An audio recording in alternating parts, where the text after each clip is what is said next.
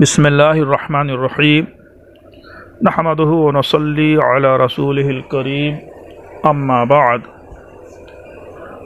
حرکت الدفاع عن السنہ YouTube channel کے زیر اہتمام صحیح صلاۃ الرسول من التحریم الی التسلیم کے دروس کا سلسلہ جاری ہے۔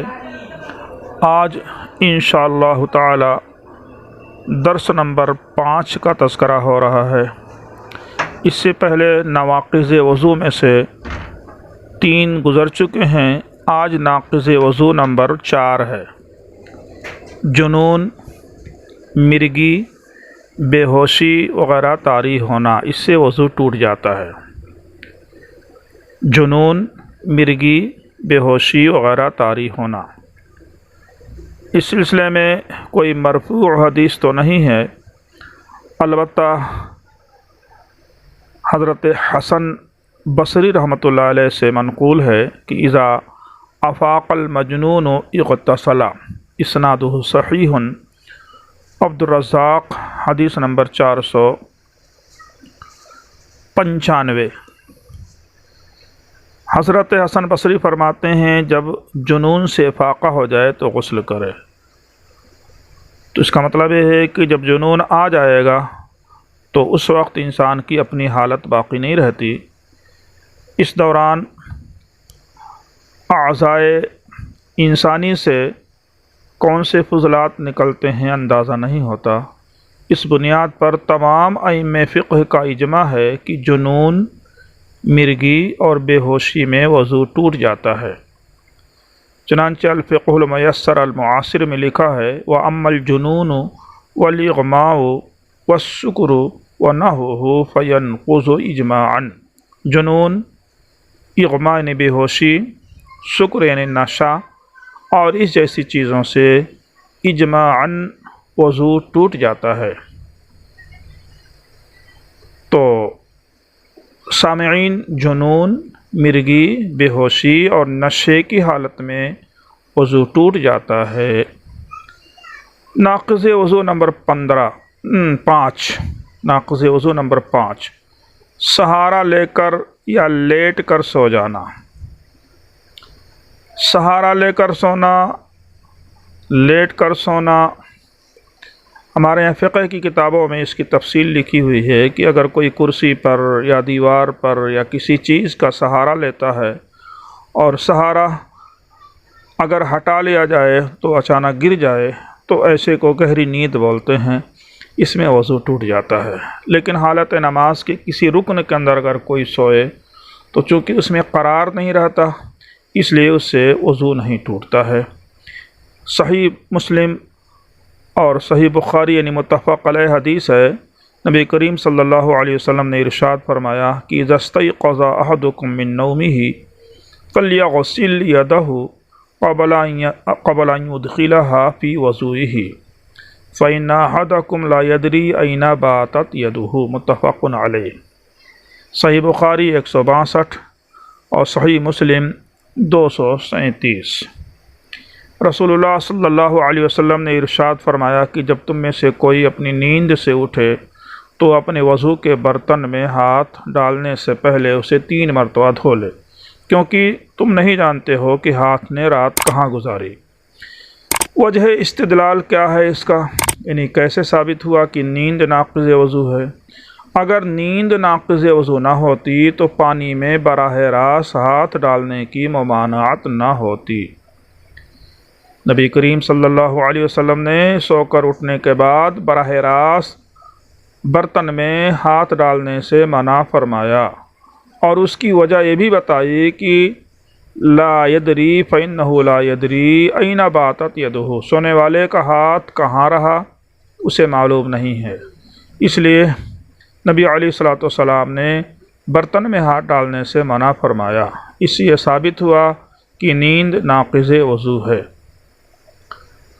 دلیل نمبر 2، النافع عن مالک بن انس عن زید بن اسلم ان عمر بن الخطاب رضی اللہ تعالی عنہ قال من نام مضطجعا فلیتوضا، اسنادہ صحیح، اخرجہ عبد الرزاق۔ حدیث نمبر 482۔ حضرت عمر ابن الخطاب رضی اللہ تعالیٰ عنہ نے فرمایا کہ اگر کوئی چت لیٹ کر سو جائے تو وہ وضو کرے۔ چت لیٹ کر سونے سے وضو ٹوٹ جاتا ہے۔ لیٹ کر یا ٹیک لگا کر سونے سے استرخائے مفاصل ہوتا ہے، انہیں اعضاء ڈھیلے ہو جاتے ہیں جس سے ریح خارج ہونے کا امکان ہو جاتا ہے، اسی وجہ سے بحکم شرع وضو ٹوٹ جائے گا۔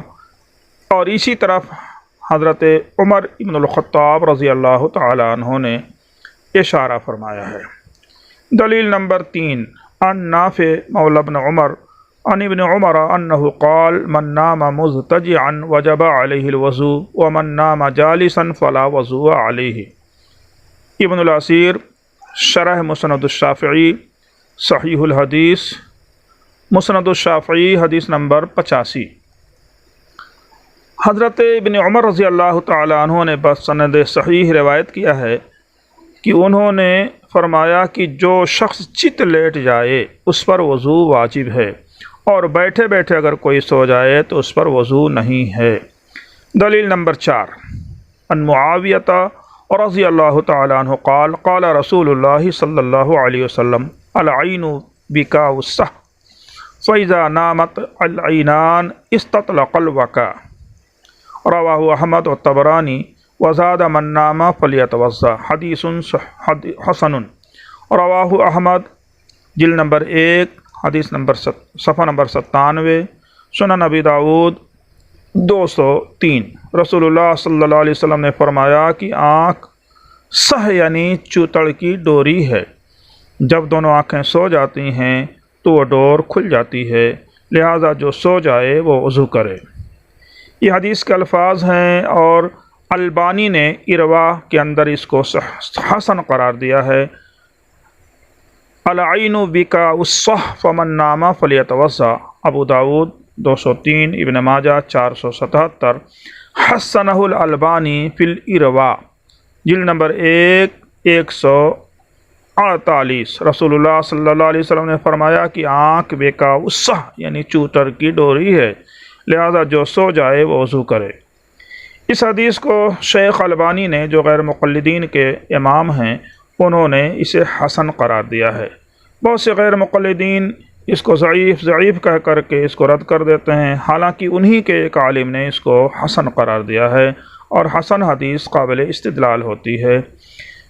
دوسری اس کے بعد چھٹی حدیث ہے، ان عائشہ رضی اللہ تعالی عنہا ان رسول اللہ صلی اللہ علیہ وسلم قال اذا نعس احدکم وهو یصلی اذا نعس احدکم وهو یصلی فلیرقد حتی یذهب عنه النوم فإن احدکم اذا صلی وهو ناعس لا يدری لعله یستغفر فیسب نفسه، صحیح بخاری و مسلم، بخاری شریف 212 اور مسلم شریف 222۔ رسول اللہ صلی اللہ علیہ وسلم نے ارشاد فرمایا کہ جب تم میں سے کسی کو اونگ آئے تو اسے چاہیے کہ سو جائے تاکہ نیند کا اثر ختم ہو جائے، اور غنودگی کی حالت میں کہیں ایسا نہ ہو کہ وہ اپنے رب کی تعریف کی بجائے برا بھلا کہنے لگے۔ اس حدیث شریف سے خود امام بخاری رحمۃ اللہ علیہ نے نیند کے بعد وضو کے وجوب پر استدلال کیا ہے۔ اگر نیند ناقض وضو نہیں ہے تو واجب ہونے کا مطلب کیا، وضو کے واجب ہونے کا مطلب کیا ہے؟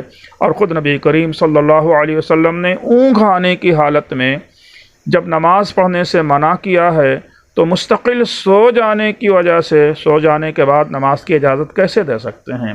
معلوم ہوا کہ نیند ناقض وضو ہے۔ بہت سے غیر مقلدین نیند کو ناقض وضو نہیں مانتے، ان کے خلاف یہ حدیثیں حجت ہیں۔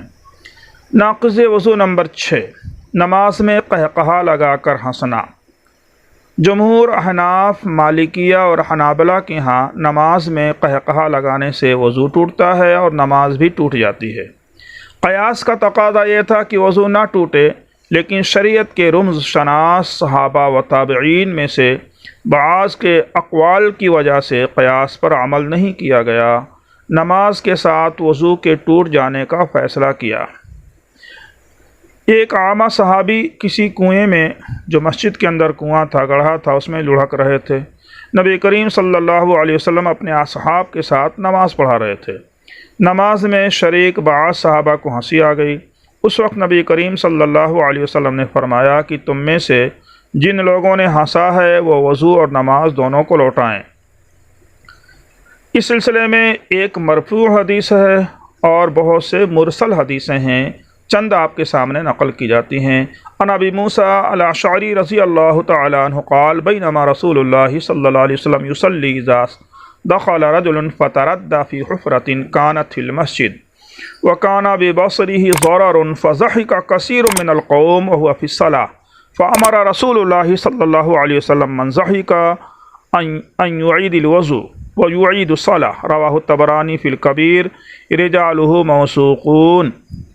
اعلاء السنن جلد 1 صفحہ نمبر 185 سے لے کر 170 تک، المعجم الکبیر جلد 1 حدیث صفحہ نمبر 286۔ رسول اللہ یہ حدیث جو اوپر ابھی ہم نے ترجمہ کیا ہے تقریباً اسی حدیث کا ترجمہ ہے، اس لیے اردو مضمون کو اس عربی مضمون سے ملا لیجئے۔ غیر مقلد، بہت سے غیر متعصب غیر مقلد کہتے ہیں کہ اس حدیث کا ایک راوی ہشام ابن حسان مدلس ہے۔ صرف صحیح بخاری و مسلم کو اللہ تعالیٰ نے حق دیا ہے کہ وہ مدلس سے روایت کر سکتے ہیں۔ دوسرے محدثین اگر مدلس سے روایت کریں گے، مدلس سے روایت کریں گے تو گناہ کے مرتکب ہوں گے، ان کی حدیث ضعیف قرار پائے گی۔ لیکن وہ حدیث جو غیر مقلدین کے مسلک کے خلاف ہو وہی مردود ہوگی، وہی ضعیف ہوگی۔ حالانکہ یہ حدیث صحیح ہے، اس کو بلا وجہ ضعیف کہہ کر کے غیر مقلدین حدیث پر عمل سے فرار ہونے کی سازش رچ رہے ہیں، راستہ ڈھونڈ رہے ہیں۔ یہ منکرین حدیث کا کارنامہ ہے کہ صحیح حدیث کو وہ بلا وجہ اپنے مسلک کے خلاف ہونے کی وجہ سے ضعیف کہہ دیتے ہیں۔ آپ تعجب کریں گے کہ امام الائمہ حافظ الحدیث نعمان ابن ثابت ابو حنیفہ رحمۃ اللہ علیہ کی حدیث جو ان کے شاگرد نے امام محمد نے روایت کی تھی، پہلے اس حدیث کو سنیے۔ اخبرنا ابو حنیفہ قال حدثنا منصور ابن زازان ان حسن البصری عن النبی صلی اللہ علیہ وسلم انہ قال بینما هو فی الصلاة اذ اقبل رجل اعمى من قبل القبلة يريد الصلاة والقوم في صلاة الفجر فوقع في زبية فاستضحك بعض القوم حتى قهقها فلما فرغ رسول الله صلى الله عليه وسلم قال من قهقها منكم فليعيد الوضوء والصلاة رواه الامام محمد في کتاب الآثار۔ یہ کتاب الآثار دنیا کی سب سے قدیم کتاب ہے جو کسی تابعی نے مرتب کی ہے، لیکن گستاخ غیر مقلدین کیا کہتے ہیں؟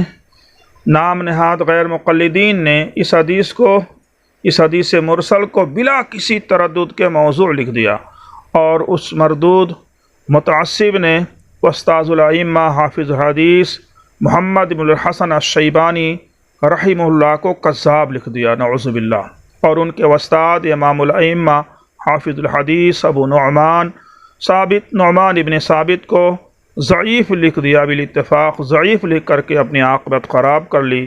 فلعنت اللہ علی الکاذبین۔ یہ دو روایتیں ہیں جن سے احناف نے استدلال کیا تھا۔ اس کے علاوہ مصنف عبد الرزاق میں سند صحیح کے ساتھ ابو العالیہ سے نقل کیا گیا ہے کہ نبی کریم صلی اللہ علیہ وسلم اپنے اصحاب کو نماز پڑھا رہے تھے۔ ایک عامہ صحابی کسی گڑھے میں لڑکنے لگے، نماز میں شریک بعض صحابہ کو ہنسی آ گئی۔ اس وقت نبی علیہ السلام نے حکم فرمایا کہ جن لوگوں نے ہنسا ہے وہ وضو اور نماز دونوں کو لوٹائیں۔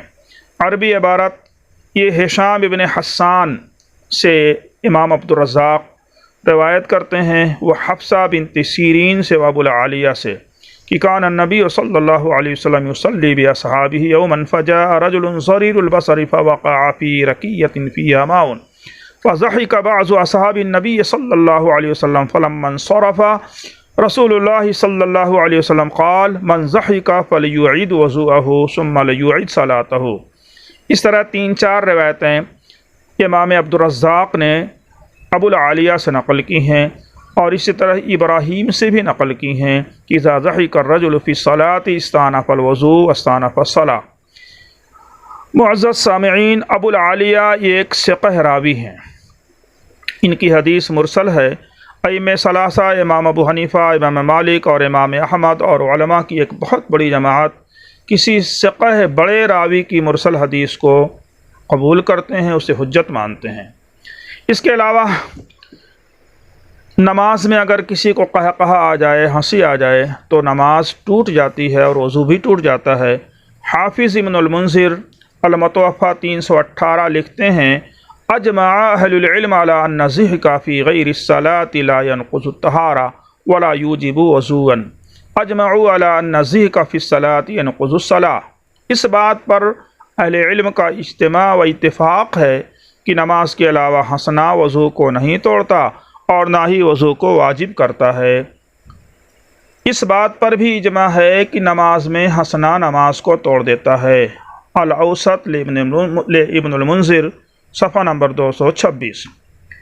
اس کے برخلاف غیر مقلدین کے نزدیک نواقض وضو کا جائزہ اگر لیں تو ان کے نزدیک وضو نہیں ٹوٹتا۔ مثلا قے، خون، پیپ کے نکلنے سے متوضی پر وضو پر کوئی اثر نہیں پڑتا۔ چنانچہ نواب صاحب لکھتے ہیں، نمی شکنت ازبر آمدن خون و قے عرف الجادی وقض القیح الصدید نزول الابرار، عرف الجادی کے اندر صفحہ نمبر 14 اور نزول الابرار صفحہ نمبر 18۔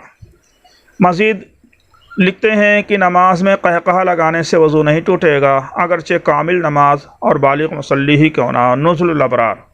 سامعین کرام، اس تقابلی جائزے سے آپ نے اندازہ لگایا کہ غیر مقلدوں کا کل علمی و اجتہادی سرمایہ شذوذ ہیں جن کو فقہائے اہل سنت نے تھوک دیا تھا اور اسی کو چاٹ رہے ہیں۔ مثال کے طور پر چند مسائل وضو کے تعلق سے دیکھیے۔ آج کی نشست میں عضو تناسل اور فرج کو ہاتھ کی ہتھیلی یا انگلیوں کے باطنی حصہ سے بغیر کسی پردے سے چھونے سے دونوں کا وضو ٹوٹ جائے گا۔ چھوانے دونوں والوں وضو ٹوٹ جائے گا۔ نزول الابرار میں ہے۔ مس کردن ناقض وضو است، المنہاج المقبول، یعنی ذکر کو چھو دینا بغیر پردے کے وضو ٹوٹ جاتا ہے۔ مس ذکر سے وضو ٹوٹ جاتا ہے، لہذا وضو کرنا فرض ہے۔ فتاوی ثنائیہ۔ سامعین کرام، غیر مقلدین کی فقہ دانی دیکھیے کہ مذکورہ بالا صورت میں اپنی فرج یا ذکر چھونے سے تو وضو ٹوٹ گیا، لیکن مرد اور عورت برہنہ بدن مس کریں تو وضو نہیں ٹوٹے گا۔ نواب وحید الزماں لکھتے ہیں، قضا بمباشرۃ الفاحشہ، نزول الابرار جلد 1 صفحہ 19۔ اور اسی طریقے سے اونٹ کا گوشت کھانے سے بھی غیر مقلدوں کے نزدیک وضو ٹوٹ جاتا ہے۔